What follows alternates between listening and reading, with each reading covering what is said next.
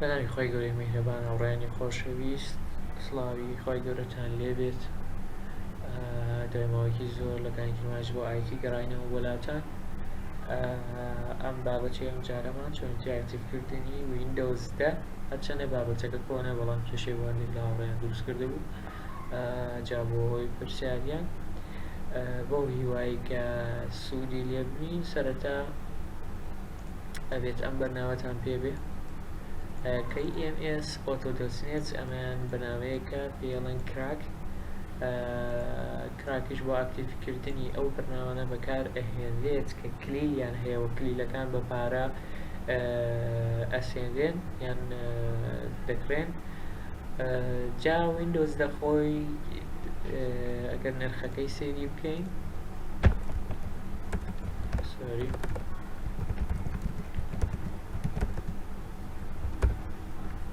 نرخی ویندۆس 10 بەچەنە $139 ئەگەر بچێ بە ویندۆس 10 بکڕی $139 بەڵام ئێمە بە فری ئەم کراکمانە دەستکەوتووە و بە فری شەتوانینەوە ئەو ڤێرژنانەی کە لە لامانە کراکی بکەین ئاکتیڤی بکەین بە فری و ئەو $139ش نەدەین کە سەرەتا چۆن کە بەنامەکە داگرت داونلۆدت کرد لینکەکەی لە خوارە ڤیدیۆکەدا ئەنێم run as administrator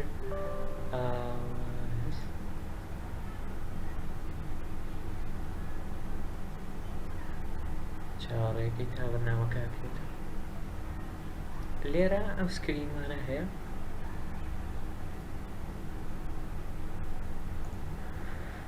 ئەتوانی ئەم شە بەکاربێنی لەم بەشیان بەڵام لێرە ئاسانترەوە خۆی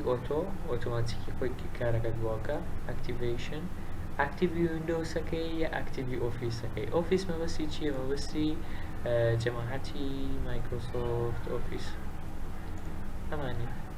ئەگەر ئەوانیش دابەزاند و ئاکتیڤ نین یان بە شێوەیەکی تر بڵێن ئەگەر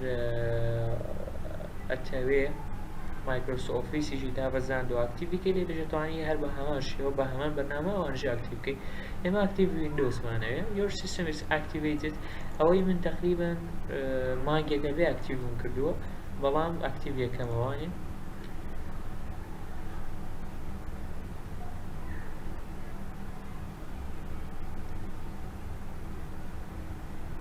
چاوەڕوانە بین تا ئاکتیڤیەکە ڤیدیۆکە ڕاگرم تا ئاکتیڤ بکەم نووسیاوە product successfully activated کەواتە ویندۆسەکە ئاکتیڤ کراوە ڕستارتی بکەرەوە ویندۆسەکە یان ڕاستەوخۆ بێرە ئەم بەشە properties هەوچانێ product ID ئەمە available-ەتەوە Windows is activated بۆ هیوایی بەدڵتان بێ و سوودتان لێبینی بێت بڕێڕەفوو لە کانیکی مەژبایەتی لەگەڵتان بوو